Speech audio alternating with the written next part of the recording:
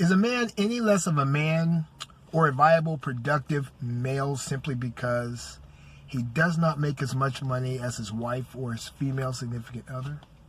No, nothing could be further from the truth. As a matter of fact, being a true man does not begin or end with what you have in your pocket at the end of the day. It starts with the power that you have in the model of leadership that you provide, and also how you let other people see that you are living and how you go about building a purpose-driven life. Because at the end of the day, what is incumbent upon men is that we are productive, that we are always upwardly mobile in one fashion or another. And so whether or not we make as much money as our wives or our girlfriends doesn't mean anything whatsoever. The true measure of a man is how much and how hard he works to create, how much effort he puts in to leaving his mark in this world with his achievements. That's the true measure of a man. As a matter of fact, I've known great guys, wonderful guys, productive men who didn't make as much as their wives. For example, a good friend of mine back years ago, whose wife was a lawyer, and he worked as a security officer at a type of a facility where they would revamp old car parts and things like that. And he didn't make as much money as his wife did.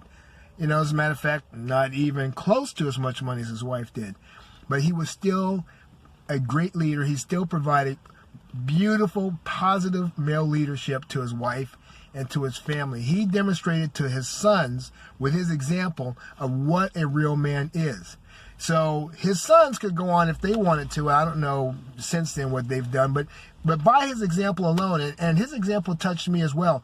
His sons, could see, hey, this is what a real man is, and they could one day build their lives up to an even higher plane than either of his parents ever dreamed of, just based solely on that example of manhood. That's the real measure of a man, is what you leave in terms of your example and the legacy that other people can look at, respect, admire, and even replicate and advance if they so desire. So, the fact that you don't make as much money as your wife, that's not the real problem. As a matter of fact, being wrapped up in that whole idea that a true measure of a man is he's got to be the breadwinner in such a means or such a way that he is the one bringing in most of the income. That's one of the craziest things that I've ever heard. What did people do back in the days when they virtually had no money? Let's think of some of the peasants from Europe. Man and woman working together to toil the land, grow crops, live off the land. Man had his role to play. The woman had her role to play. He still had to provide great leadership for his family.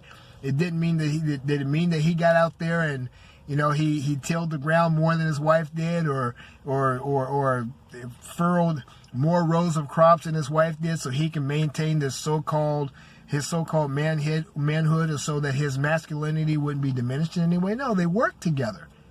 It always came down to the model of leadership as a man that he provided.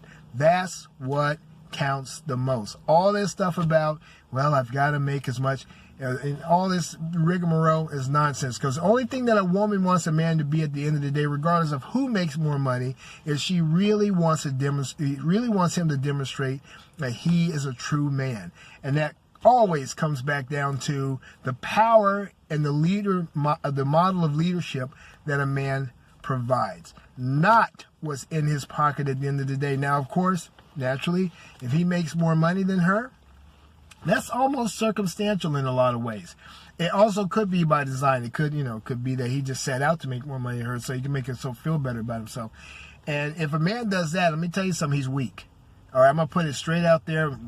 Guys can hear this, not like it, hate it, what the hell ever, I don't care.